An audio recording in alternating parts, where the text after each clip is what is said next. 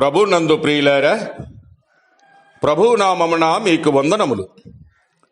ఈరోజు దేవుని యొక్క వాక్య ధ్యానము ఫిలిప్పీలకు రాసిన పత్రిక 3వ అధ్యాయము 18వ వచనము.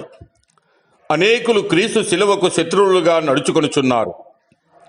వీరిని గూర్చి మీతో అనేక పర్యాయములు చెప్పి ఇప్పుడును ఏడ్చుచూ చెప్పుచున్నాను. దేవుడి ఈ మాటలు దీవించి ఆశీర్వదించునుగాక. గమనించండి ప్రియులారా, క్రీస్తు శిలువ యొక్క కృపయు ఆయన మహిమయు, క్రీస్తు శిలువ యొక్క శత్రువులను, నేరమును, ఆపదయు వీటిని గుర్తించిన పౌలు వాటిని గూర్చి కన్నీళ్లతో ఆయన తెలుపుచూ ఉన్నాడు. దేవుని ప్రేమను, జ్ఞానమును ప్రదర్శించిన మహత్తర శిలువ సంఘటనకు శత్రువుగా ఉండుట భయంకరమగు విషయమే.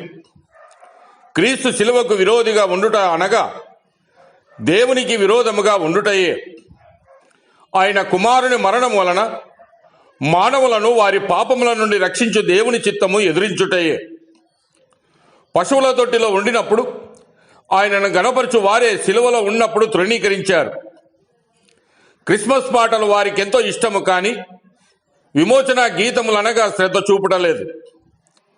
వారు శిలువ శత్రువులని పిలువబడుట లేదు, కానీ శిలువ అనగా వారికి అవమానముగా తోచుచున్నది. ఆయన పుట్టుకకు విరోధి కాని వ్యక్తి ఆయన మరణముకెందుకు విరోధిగా ఉండవలేను? మరణించుటకే ఆయన పుట్టి ఉన్నాడు. పాపమునకు బలిగా ఉండినట్లే ఆయన వచ్చి ఉన్నాడు. పౌలు చూపిన శత్రువులు ఫిలిప్పీ పట్టణములో ఉండిరి. అంతినోమియా ప్రభావపు శక్తి స్వాధీనంలో ఉండిరి. క్రీస్తు విశ్వాసులమని చెప్పుకొనుచు పాపములోను అపవిత్రతలోను జీవించుచూ ఉన్నారు. పాపమును ప్రేమించుట వలననే శిలువ యొక్క శత్రువులని నిరూపించుకొనుచున్నారు. ఎందుకనగా క్రీస్తు శిలువ పాపమునకు శత్రువు. పాపమును ప్రేమించుట యేసును గుర్చినటువంటి కత్తిని ముద్దు పెట్టుకున్నటయే. కనుక ప్రియమైన సహోదరి సహోదరుడా, నీవు శత్రువుగా ఉన్నావా? లేక నీ పాపముల కొరకు ఆయన ఆ శిలువలో పరిశుద్ధమైన రక్తమును కార్చి ఆయన ప్రాణమును పెట్టినటువంటి ప్రభువుకు నువ్వు స్నేహితుడిగా ఉన్నావా? ఆలోచించుకొనుము. దేవుడు మిమ్మల్ని దీవించి ఆశీర్వదించునుగాక.